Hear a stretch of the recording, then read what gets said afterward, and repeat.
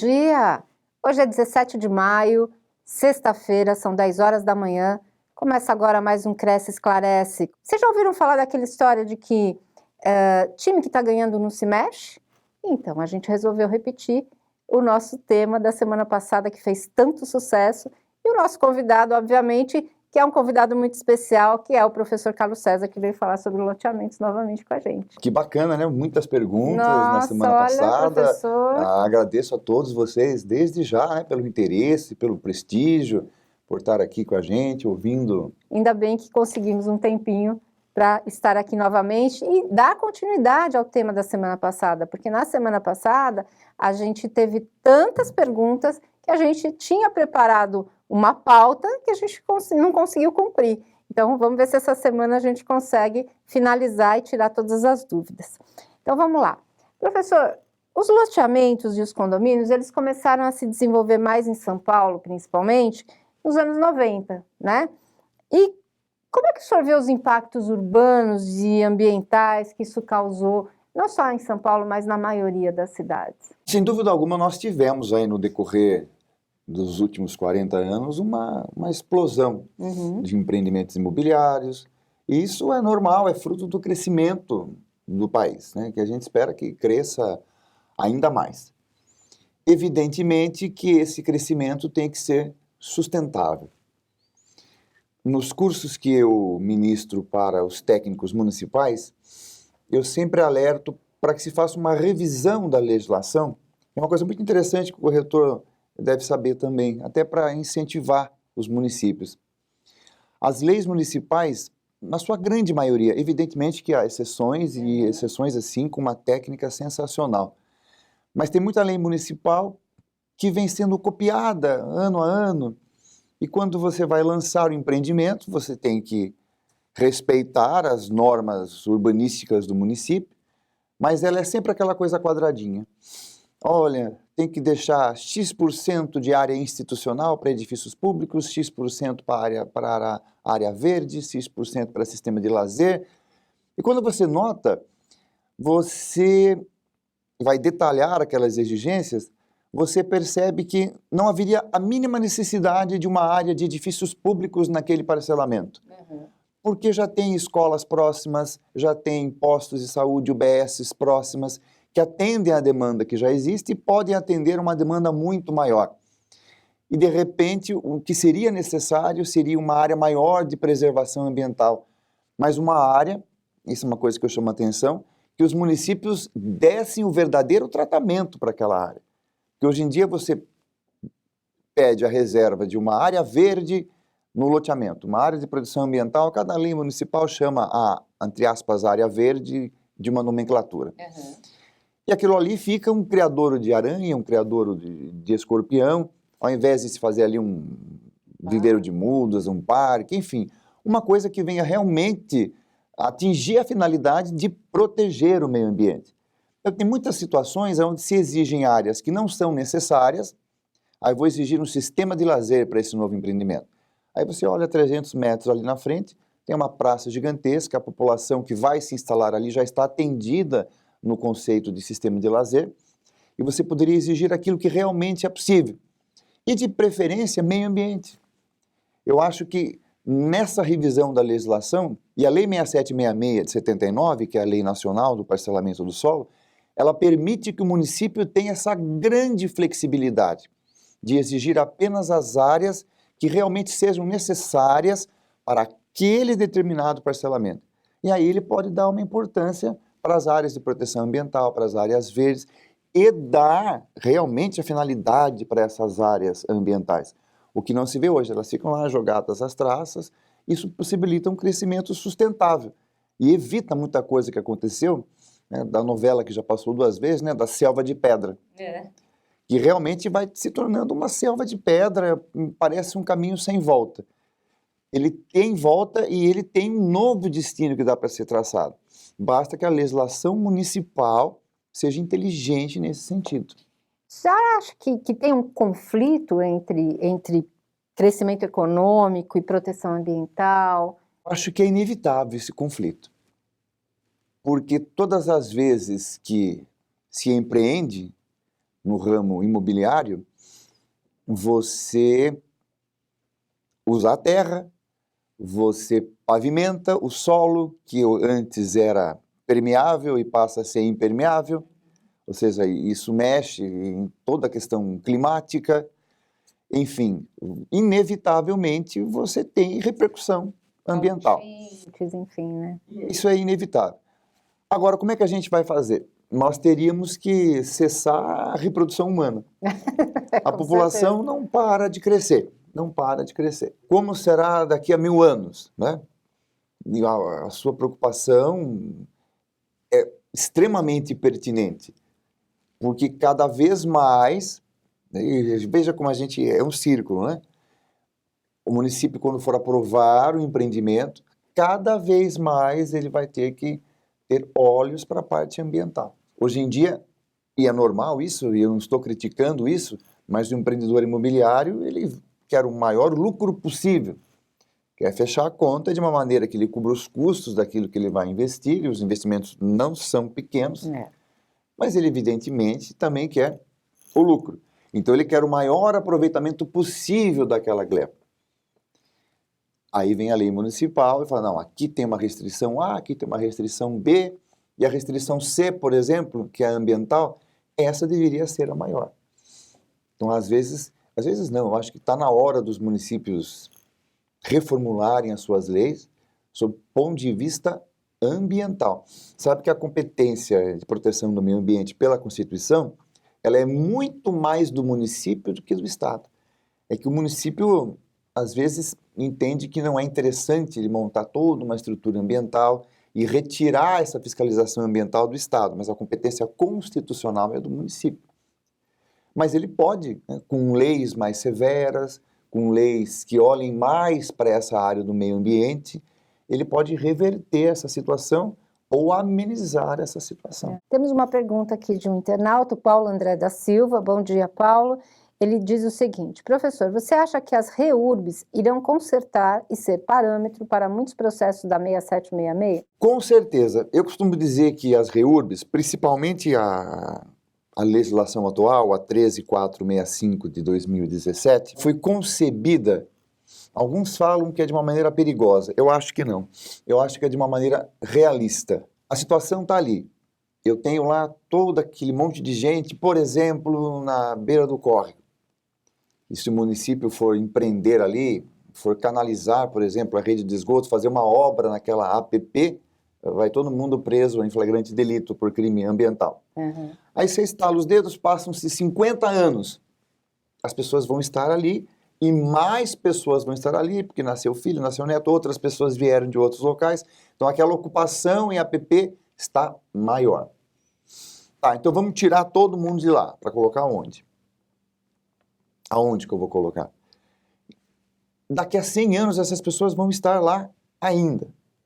A 3465 tem um dispositivo interessante quando ela fala do estudo ambiental, que ela diz o seguinte, olha, não com essas palavras, mas com essa mensagem. Se eu regularizar, não só a titulação, mas se eu regularizar os equipamentos públicos, por exemplo, o sistema de esgoto, se eu fizer ali naquela APP que está ocupada já há mais de 50 anos, eu vou melhorar a situação ambiental?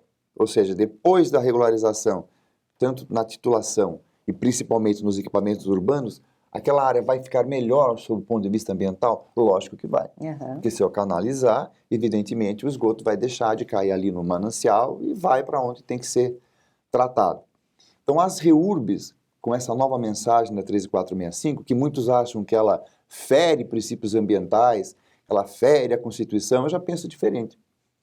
Eu já penso que é uma lei que veio para destravar todos os empecilhos que a gente vê normalmente no processo de regularização.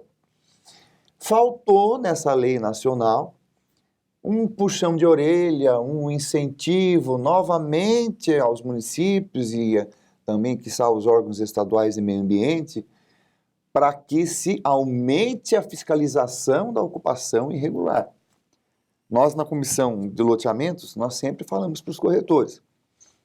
Percebeu que o loteamento é clandestino, percebeu que o loteamento é irregular, não vá fazer intermediação de venda nesse sentido. Sim. Até porque é crime previsto no artigo 50, reclusão de 1 a 5 anos.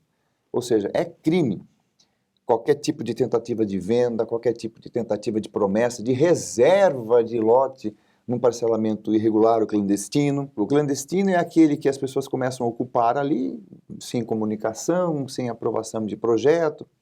Ocupam, não há fiscalização, às vezes ocupam do dia para a noite, é uma coisa assim muito rápida. Uhum. Quando você vê, você já tem ali formado um conglomerado habitacional.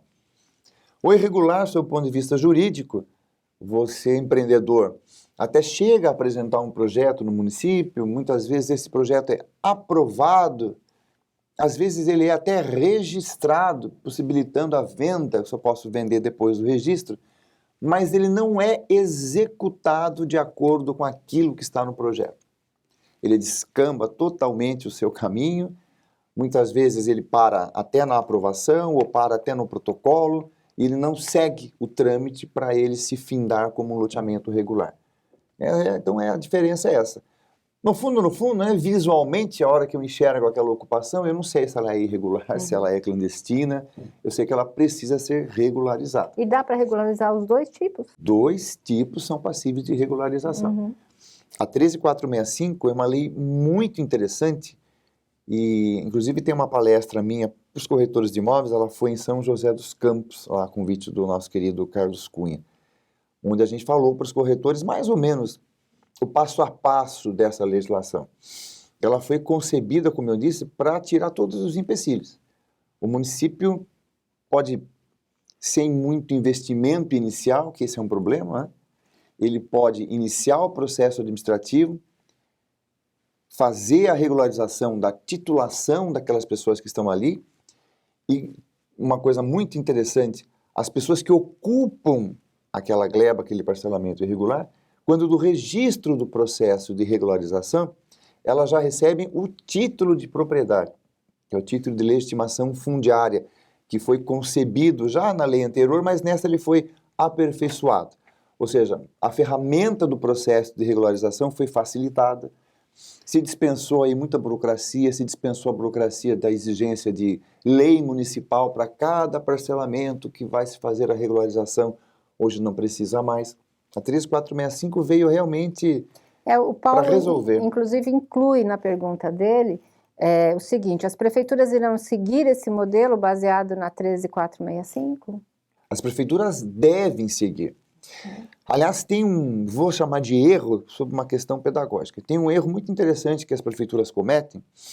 Eu conversando outro dia com um técnico de uma prefeitura, eu perguntei a ele, vocês já começaram os processos de regularização pela nova legislação, a 13465? Aí ele me respondeu, ainda não, porque a gente não fez a nossa lei municipal.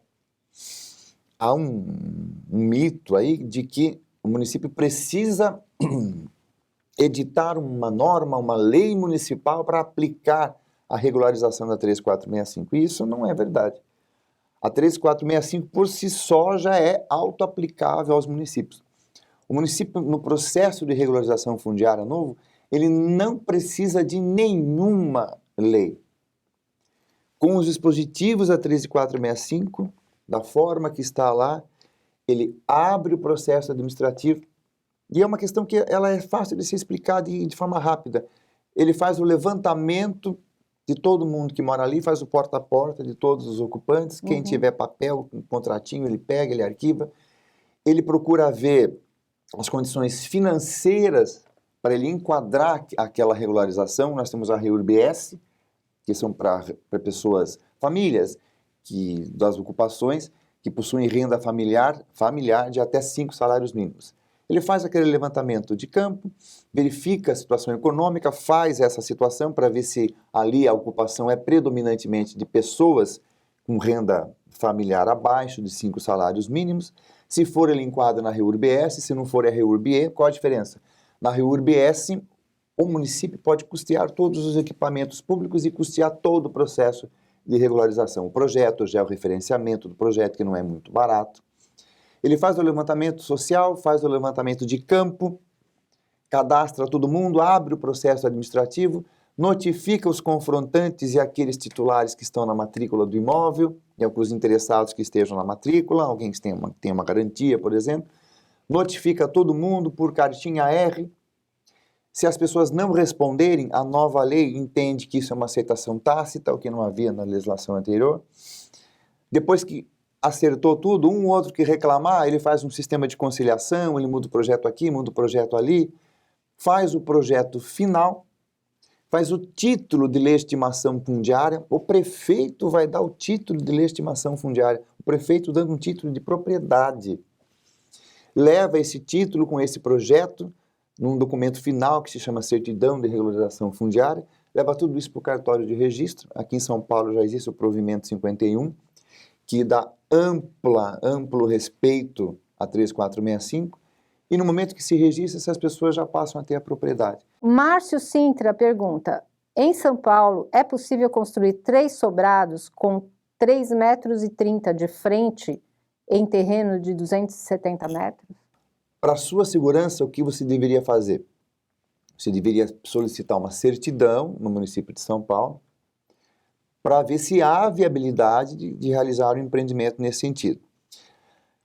Vamos supor que o empreendimento já esteja construído nesse sentido, não houve fiscalização, ele está ali, ele é passível de regularização, inclusive. Inclusive, se for um empreendimento, por exemplo, nós temos aí o direito de laje, que é um instituto de direito real novo, que desde que os pavimentos tenham acesso específico, o acesso não seja comum, então, vamos lá, tenho 3 pavimentos, cada um tem a sua entrada distinta, e tem até um porão, por exemplo, 4, tem um no subsolo, todos com entrada distinta. Hoje é possível, sem implantar condomínio, realizar a regularização e individualizar aquelas porções, os pisos, para que cada um tenha a sua matrícula, cada um tenha ali a segurança do seu registro. Agora, em relação a essas medidas, é interessante fazer uma consulta, se quiser mais segurança, através de um pedido por escrito, um pedido de certidão junto à Prefeitura de São Paulo, ao órgão competente. Ele esclarece o seguinte, o terreno da matrícula é registrado, mas eu pergunto, pois as medidas são menores que as definidas pela 6766, em formato de condomínio, ou seja, podem fracionar o terreno? Isso era uma lei municipal? Olha, a lei municipal, ela pode dispor em casos de urbanizações especiais, urbanizações de interesse social, uma testada menor que 5 metros e uma metragem total menor que 125 metros quadrados. O que se via muito antigamente, acho que até hoje se vê também, era você, ao invés de parcelar, no caso, aproveitando a via já existente, ao invés de desmembrar uma determinada gleba, um determinado terreno, construía-se ali várias casinhas, e a maioria dos códigos de obras permite esse tipo de manobra. Então eu tenho lá uma frente de 12 metros. Ao invés de desmembrar em 2, por exemplo, desdobrar em 2 e fazer 2 testadas de 6 metros, porque naquela região é possível testada de 5, eu construo 4 casinhas ali, e essas casinhas ficam com frente de 3 metros. Aí eu estou diante de uma situação que eu preciso fazer o quê? Uma incorporação. Porque eu não estou parcelando o solo. Ah, mas houve um parcelamento lá atrás, foi possível desmembrar com testada de 3 metros. Tá. Se lá atrás a lei municipal previa uma testada menor que a 6766, a lei municipal estava em vigor, foi realmente desmembrado esses imóveis em 4 imóveis com testada de 3 metros, e isso está registrado, aí nós estamos diante de um direito adquirido, ninguém mexe mais. Agora, o município aprovou aquele desmembramento, aquele desdobro com testada de 3 metros, mas aprovou ao arrepio da legislação, a legislação não permitia. Evidentemente, a hora que chegar no registro, isso não vai ser registrado, porque o registrador, ele atenta para essa possibilidade legal. Ele vai pedir um esclarecimento, ele vai voltar para você com um comunique-se, no sentido de que aquilo não é possível ser registrado. Ou seja, o fato do município aprovar a planta lá do desmembramento não significa que aquilo é definitivo que você vai conseguir registrar. O cartório de registro ele tem a obrigação legal de verificar se aquele desdobro não prejudica o meio ambiente urbanístico, não prejudica a segurança dos adquirentes. Então, talvez tenha sido isso que tenha acontecido com esse nosso ouvinte. O Aldenor Benevides pergunta, com relação às COAFs, que são uma reserva camuflada, esse tipo de procedimento é correto? Existe alguma irregularidade nesta prática? Qualquer tipo de reserva. E veja que nós não estamos nem falando unicamente de um parcelamento irregular. Vamos supor que eu estou empreendendo e que eu seja um empreendedor correto e eu vou terminar aquele empreendimento, eu vou apresentar o projeto, o município vai aprovar, depois eu vou levar aquilo a registro, vou fazer as obras, os equipamentos urbanos no prazo correto. É o praxe desse empreendedor, todo mundo compra dele porque sabe que ele realmente termina e vende direitinho. No momento que ele apresenta aquele projeto, aquilo tem o trâmite da aprovação e ele só pode vender depois do registro do projeto no cartório de registro. Se for no condomínio, do registro da incorporação. É só depois disso que ele pode vender, depois que tiver publicidade no registro de imóveis. Tem muita gente que faz reserva prévia até antes de apresentar na prefeitura, que eu acho uma coisa mais do que absurda, porque ninguém sabe se a conformação do parcelamento vai ser aquela. Mas no normal da reserva é você ingressar na prefeitura, quando você já tem a certeza que aquilo vai para frente, você já começa a fazer a tal das reservas. Reserva de lote ou de unidade de condomínio sem o respectivo registro é crime. Ah, mas todo mundo faz, mas tem tanta coisa que todo mundo faz. Que é crime também, né? Se um dia houver uma denúncia, se isso chegar um dia ao Ministério Público, à autoridade policial, seja lá quem for, que leve essa notícia aos órgãos de controle, é crime. Professor, qual que é a pena para quem comercializa um lote clandestino? É de 1 a 4 anos. E para quem participa, não só para quem vende, mas, por exemplo, o corretor de imóveis, ele está sujeito de ser um coautor desse crime. No momento que ele intermedia uma venda e sabe que aquilo se trata de uma venda, do ponto de vista jurídico, irregular, ele também será responsabilizado. E o corretor ainda tem uma situação que é a seguinte: o artigo 723 do Código Civil e seguintes trouxe uma proteção muito grande para a intermediação, para a corretagem, mas trouxe uma responsabilidade ainda maior, porque ali está descrito com todas as letras que o corretor tem que prestar todas as informações à pessoa que vai adquirir, que vai alocar, todas as informações que ele detenha. Ah, mas o corretor só tem uma informação pequenininha. Não, o corretor é um profissional que, por força do mercado e da importância da profissão, ele tem obrigação de deter todas as informações necessárias. Tem uma coisa que eu falo para o corretor que é muito importante, peço a atenção de vocês aqui, corretores e corretoras. O corretor, quando vai vender um loteamento, ele fala o seguinte: olha, tá vendo a planta aqui do loteamento? Tá aprovado, pode comprar. Não é só isso que você vai mostrar. Você tem que mostrar mais duas coisas. Você tem que mostrar que o loteamento foi aprovado. Você tem que mostrar que o loteamento foi registrado no cartório de registro. E uma terceira coisa que ninguém presta atenção. Quando o loteador acaba o seu processo de aprovação na prefeitura, ele firma um termo de compromisso com um prazo para executar as obras, o pavimento, as redes de drenagem, as redes de iluminação. Ele firma um termo onde ele diz: olha, eu vou executar todas essas obras no prazo X. A 6766 dá 2 anos para executar essas obras, prorrogáveis por mais 2 anos. Quer dizer, em suma, uns 4 anos no Isso. mínimo. Às vezes você tem o loteamento aprovado, o loteamento registrado, e você tem o termo de compromisso, dizendo: olha, o cronograma é esse. Primeiro, a abertura de ruas, tantos meses. Depois, pavimento. Depois, as redes de drenagem, concomitante com o pavimento. Depois, tudo tem um cronograma com os prazos de execução de obra. Às vezes o corretor está vendendo um imóvel ali que já estourou esse prazo do termo de compromisso. E não se sabe se o município vai prorrogar aquilo, se não vai, dependendo da postura e das atitudes do loteador. Mas se mostrar só a plantinha aprovada da prefeitura e mostrar só o registro, parece que está vendendo uma coisa sensacional para aquele cliente.